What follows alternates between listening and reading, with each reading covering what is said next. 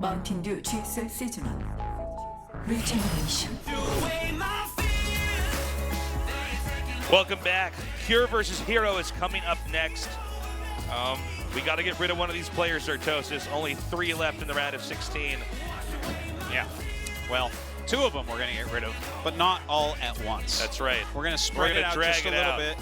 Drag our death and destruction out just a little bit. We're going to bring GSL. one person right to that final match where they're like, you know what, I can make round 8, and then we're going to take it away. There's hope.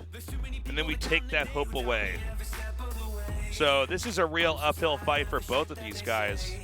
I think Pure looked strong, but was so outplayed at his games that it's hard to really tell how this game's going to look this time around.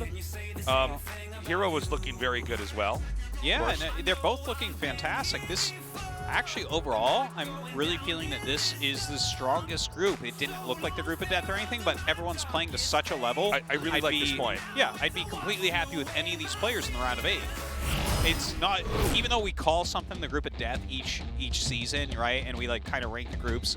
Yeah. That's like based on past visions of all the players. Whereas I look at the actual quality of games that we've been watching today. Hell, man, this is the group right here. Boat time, herTosis. Get your boats ready. We're going to port. The port of our old friend Alexander. Did you know that my middle name's Alexander herTosis? I had no idea. Yeah. I actually know everything. This is my port. 마운틴 듀 GSL 시즌 1 리제너레이션. 게임이 시작됩니다. Is there actually like a real Port Alexander? Is that an actual place? Of course. Is there really? Somewhere, yeah. The world's big. There's a lot of ocean. Google it. Let's find out. 포트 알렉산더. I just know that 게임 there is. 준비 완료.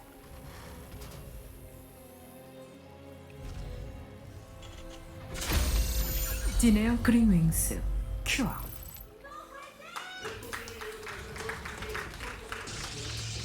A few screams in the audience supporting Cure.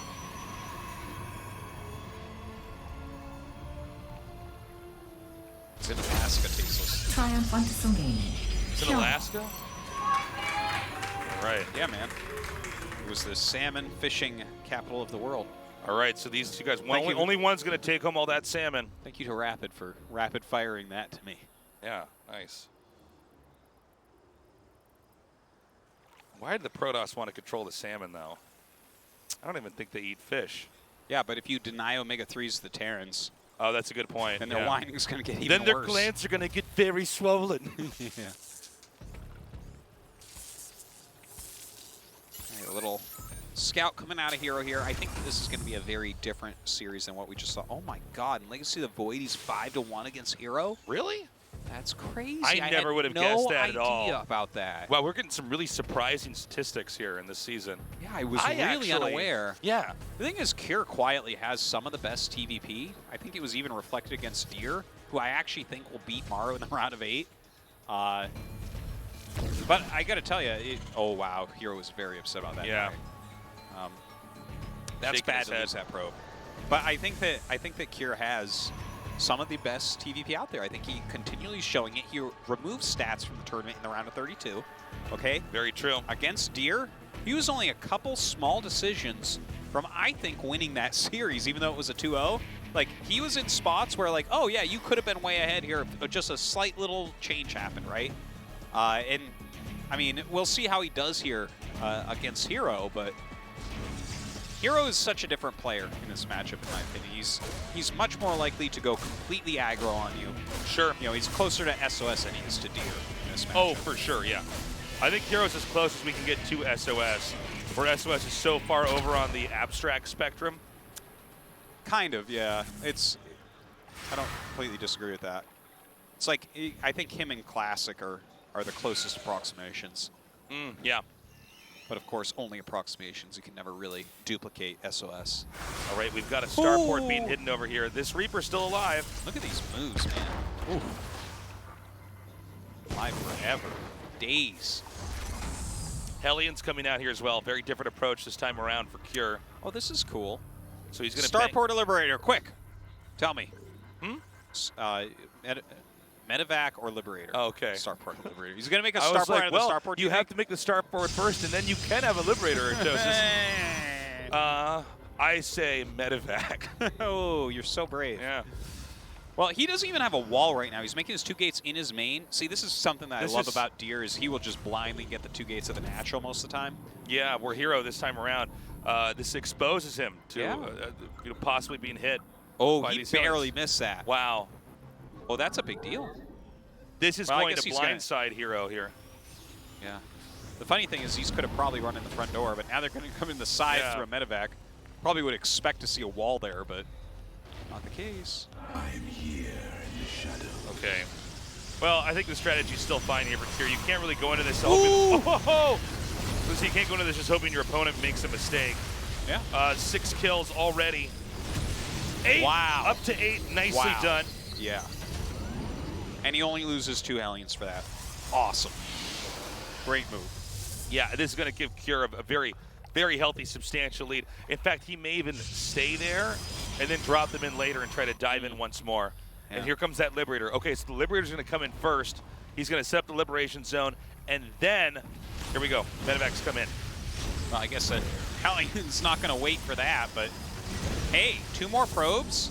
And they're still both alive, the Hellions. And it's substantial every time when you've already killed probes, right? He's already killed 8, and then he kills 2 more, plus the lost mining time.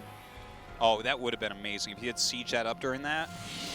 What is he doing? Is he waiting for 1 more? Is that the... That might be it. I'm not sure. One would think it would be pretty obvious that this was proxied by just the timing of the starport, so you almost would have to expect Liberators to be coming into play here, right? You're definitely right about that. Ever since they put a clock in, the bottom left-hand side of the screen in StarCraft, it's become much easier to just kind of map the game out, assuming that you're able to keep the rhythm and the growth rate about the same. Well, we see the observer sitting on top of the starport regardless, so he's certainly aware of what's going on. Oh, okay. I should catch that. Colossus Tech coming up here, as well as the Forge. We haven't seen a Twilight upgrade yet. With the amount of Stalkers he's building, he could be Disruptor. There's a possibility. herO is one of the better Blink Disruptor players out there. I mean, he's no M canning level, but he's good. It's so, the Liberators are going to stay back here. He's actually just fine having these parked over in this corner of the map. Kind of funny. Now, keep in mind, eventually Terran is going to push out. Stim has only just now started, but it's an inevitability that Terran's going to try to attack out, and maybe that's when these Liberators can really kick in. Yeah, what if it looks like he has 1 siege right on the edge? Like, you can use 2 to leapfrog up into a more powerful position. Yeah. Because if you just have 1, like, you just walk in with Stalkers and kill it, right? But if you have 2, that messes up the math quite a bit. Okay, command center coming down now. Am I oh, he did get Blink. I was just about to say, am I crazy? He has to have Blink if it's not started. No, he got a while back. Yeah. Well, clearly, thank you. Now, the Liberators are going to come in now. 1 in the main, 1 in the natural. He's not going to use them yet, though. He's just kind of keeping them. Keeping these Liberators for a rainy day, Artosis. Yeah, yeah. This type of thing is stressful for Protoss. You have to just continually watch for them. Yeah. They're just there. There's no way to get a hold of them, especially not with this tech. And the way he's playing it, he's not going to move them in until he does something else. Yeah. There's just no way he's gonna waste these where they're at. Yeah. Right. Unless you do 2 at once. Okay. It looks like he's decided to do that here now. Clearing that. That's hard. Right. Look. Oh. Oh, he wasted a shot actually. Yeah. He actually had that set up kind of incorrectly. Yeah. Now, getting that Colossus damage is pretty nice, but yeah, it wasn't. I think he should have kept those Liberators back for a little bit longer. That was unnecessary. We were really selling him on that one too, Artosis, about how smart he was for keeping him back there. And they did all right. They did okay. Yeah, we're not gonna too crazy about that. Look at this one just sitting there too. I love how he just sits everything right outside the edge. This reminds me of one of the greatest movies of all time in Congo. Oh, where they were testing the perimeter. Yeah. Right? The machine guns would be going off, but they're testing the perimeter. Yeah. That's what he's doing. And then the apes feral that do go in smart. get shot down. Yeah. So he's lost a few apes here, but you know what? He's got a whole army of apes at home. That's right, yeah. If you guys haven't seen Congo, you're really missing worst out. movie ever It's made. not the worst movie. I actually love Congo. It's stupid good. You know what I mean? I think it's smart good teaching an ape sign language to bring you through the Amy Congo and Gorilla. find the diamonds. I don't want to spoil it, but ooh. Amy uses that, what is that, like a Nintendo Power Glove to talk? Yeah. Yeah. What would you use as an ape? Not a Power Glove. Hold on, we got a big drop coming here. How did they teach you to talk, Taste? This is my question. All right, this big drop with a recall coming in, that was kind of interesting. He gets 9 probes during this and a Colossus. Yep. During all this, here's the important part. Kier has a third, okay? Yeah. If this was all on 2 bases, I'd be like, oh, this isn't that good. But the fact that he has a third, he's producing 3 Liberators at a time already, and he's playing against Colossus Tech. So I love this. I love Kier. I'm in love with his TVP right now. It was cool games against Deer, who is probably the best PvTer in the world at the moment. And right now, he is looking so strong against herO. Okay, good game sense for him to run up there and get ready for that drop, but Kier pocketed it. We'll probably send it out over there a little bit later on. And I think now that herO's looked around and said, okay, wait a minute, there's nothing else going on, he might actually start to try to attack out here, which could then trigger that drop there for Kier. Looks like Liberator range going to be coming up for Kier, who is just continually building these Liberators. And this is cool, too, because with herO, since he did get a little bit behind early on, it's not like his economy has truly exploded at this point. But also, if they get a bunch of range Liberators and play it correctly, and you haven't gotten into your Tempest tech yet, that becomes incredibly difficult for Protoss to hold on. It all becomes like keeping aggression on, unit movements very fluidly. And I mean, we'll see if he can do it, but that Liberator range is definitely going to be out well in advance of Tempest. Okay, going into the super late game here. Storm is coming down. We're getting kind of cautionary cannons placed out here as both the sides are continuing to upgrade up. And we are going to have that 4th base eventually come down here now. Do you want to just take the center left as Kier for your 4th base? Yeah, that's the right location, yeah, right? Yeah, I think so, on the very left side. But I think for Protoss, you might want to keep expanding up to the right. I got to say, I think, excuse me, got a little frog in my throat here, but herO's really banking. You can tell by he's making the cannons. He's banking on this 2-2 and Storm. But with the amount of Liberators out, look at this. He's dropping while defending with a really high-tech group of units. Like, I think Kier is playing this awesomely, just so well. Okay, chases out that drop, gets 1 minute back, nicely done. Storm just now finishes up. Nice small little drop over here. Yeah, he did get the prism speed, so just kind of flying past turrets and everything like that. Oh, I really like this. Okay, so he's going to get the armor. Very nicely done. Yeah, their armor rate's gunning down all these workers over here. What a game out of Kier right now. Okay, so Liberator range is just now finishing. Okay, he's going to dive in here. I don't see very much on the ground, but so many Liberators shooting this down, you just cannot touch that location. Can't break it at all. So herO's going to try to loop around here. In the meanwhile, Kier's trying to clean up this attack that's over here in his main, which has done way more damage than I think most of us expected it to do. Well, as long as Kier just continually repositions everything, it's very hard for a huge amount of damage to be done. Now, he's picking off a few units here and there, but really that Prism in the main base, I think, is what's causing the problems. If these units didn't have to continually deal with that Prism, you could not do moves like blinking with your Stalkers and pick off a couple Liberators. The Marauders would massacre you. Okay, still 3 Colossi over here. He's actually able to take out this location up here as well. You know, despite how well Kier played up until this moment, this engagement from herO is actually so good. Pulling him apart with that War Prism in the main base is everything right now. And it seems like finally that's going to be dealt with, but a lot of damage occurred during this. Yeah, quite a bit. Another little drop over here. You know, as this game begins to slow down a little bit here, you can really see that herO got in there, did the damage he needed to. Only just now is Kier reclaiming this location. herO's already amassed another army and might try to start looking for some holes again to try to come in here and do some damage. Yeah, the ground army is so tiny right now for Kier, so he has to stay completely turtled. It's starting to look a bit more grim for him. You know, again, it all comes back to that War Prism so heavily. I feel like that's been a big part of the day for Kier so far, is Warp Prisms getting into his main base and getting too many warping rounds that are really messing him up.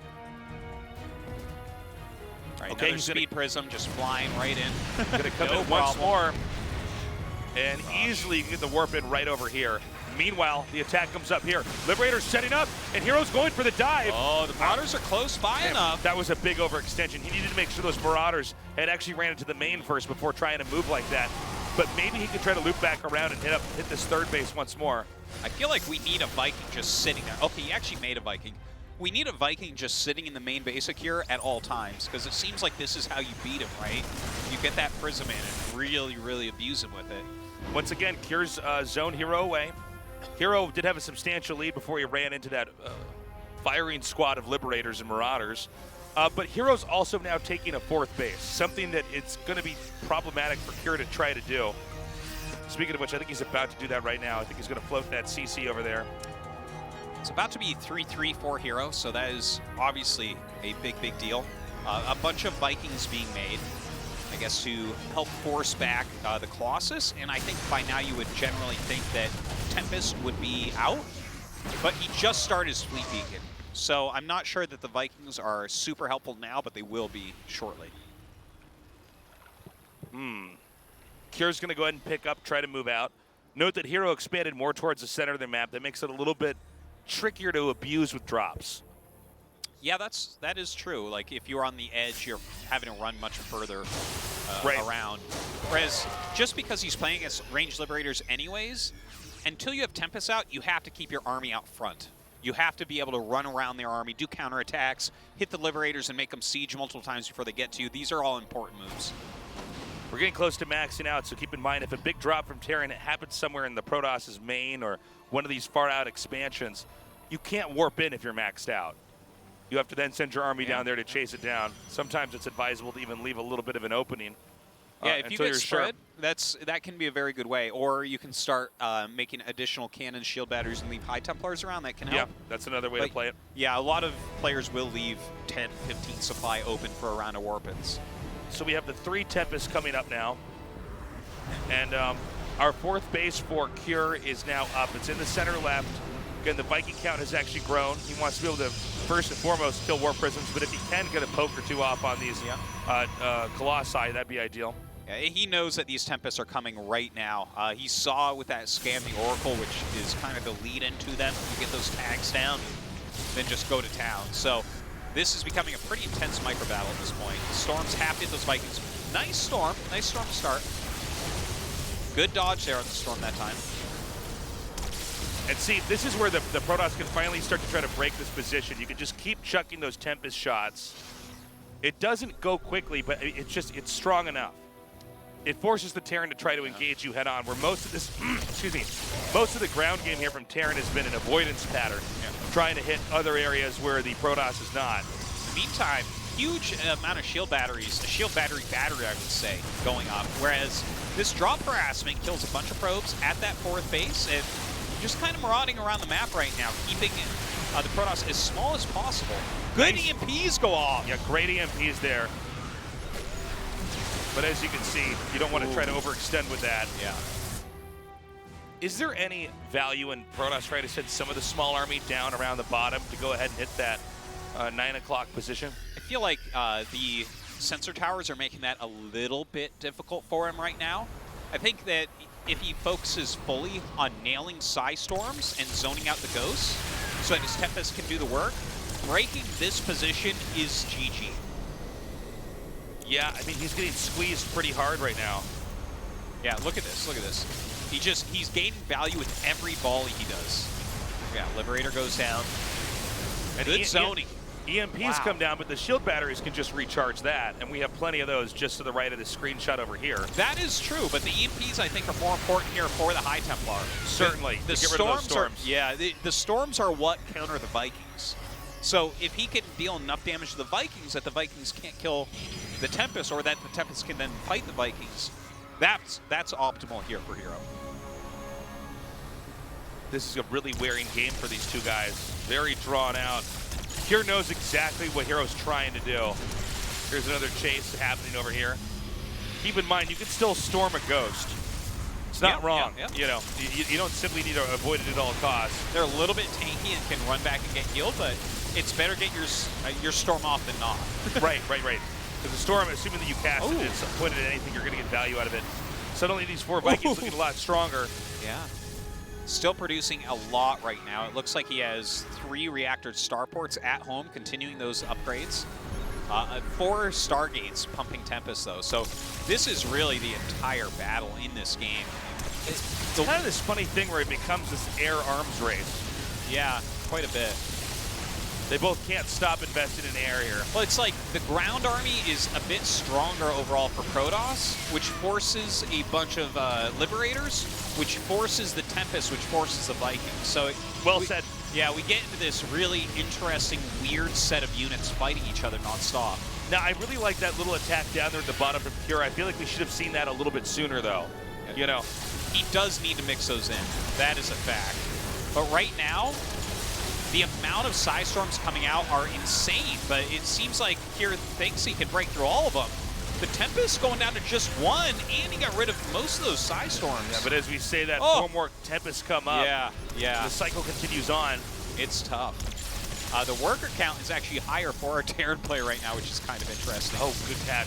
Yeah, really not that much income here for Protoss. Did he actually break him here? Suddenly, Cure's supply has plummeted pretty heavily. He's broken this base, but this base is almost mined out. So if he had broken it like a minute ago, I think it's a much bigger deal than breaking it right now. Obviously, I think Protoss is still winning here. But the other thing is that maybe he can then push down now towards the center left spot. Yeah, exactly. Or is there any value in trying to push over here into the main? I don't think so. I don't think you. You don't set up and have your Tempest chuck shots into the main? Yeah, you're running Terran out of money. You're not killing. Okay. With this type of army, it's like it's not about some sort of huge frontal engagement. I mean, that could occur. Uh-oh. Oh, he's trying to take another base here. This is our next field of confrontation. Yep.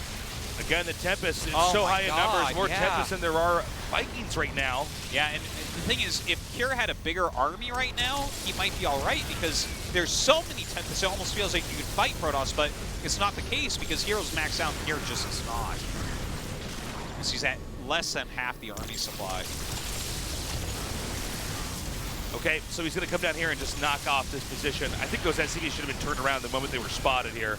Because you know when you see those Tempests there, you're going to be able to control this spot here. Totally. Well, I think this is the end. Yeah. There's just nothing left here for Kier. He actually played a really nice game for a while, but I think that kind of showcases some of the troubles that you can have in TVP. But again, this is another game where I feel like one small or two small changes from Kier actually give him a victory. That Warp Prism, the first one that flew in the main base, herO purposely got Warp Prism speed to get in there with as much health as possible, but there was no real answer from Kier. And that's how herO was able to walk around, abuse Kier, hurt his economy, hurt his unit count, pick off extra Liberators. If he had shut down that Prism after one Warping round instead of 2 or 3 or 4, I think that this is actually a Kier victory. I think it was also a mistake that Kier did that damage early on and then pulled it so far back that it was the most passive game we've seen from, I think, any of the round of 16 Terran games.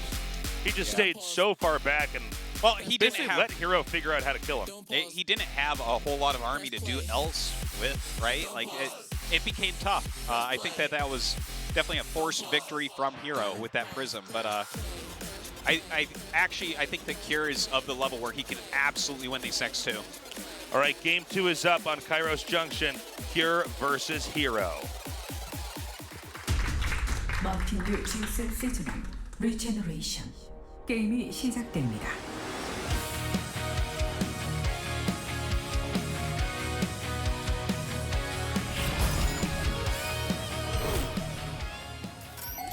카이로스 정션. 게임 준비 완료.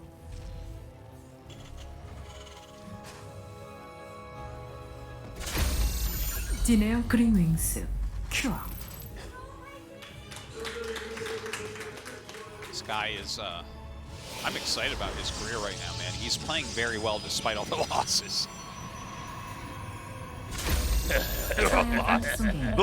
herO. Whoa, big cheer there for herO. Yeah, definitely a fan favorite. And shown a lot of strength in that game, but despite all the losses. Yeah. I don't think that herO is going to go for any sort of laid-back macro game or anything here. I agree. Kier showed so much strength that herO knows that could have gone in the other direction pretty easily.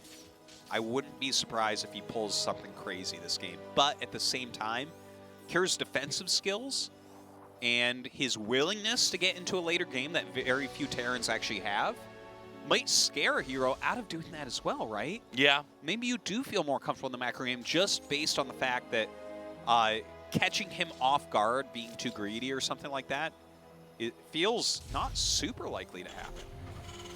So a little probe harass over here. Looks like that's going to be the end of that. He'll have to send that back home. Meanwhile, a quick expand here for herO. We're still going to wait and see what kind of tech it's going to be exactly. Well, any guesses on that tech, Tasis? I'm really not sure. I think that's one of the reasons why herO beats so many people historically with his specific style. Yeah.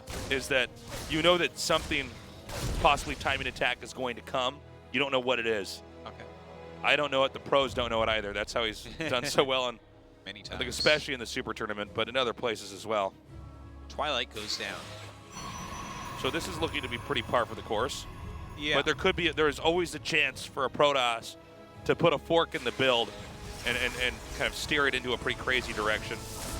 Notice this time that herO does have a forward pylon at his natural, so I think we'll see gates 2 and 3 go down there instead of like we saw last time. Oh wow, he didn't actually see the Twilight. Oh, this is annoying. We got that SCV. Yeah, that's very annoying. And he didn't see the Twilight? Really? Wow. That's a lot of stuff all at once. Okay, he's going to need to come down here. This is actually a lot of lost time, guys.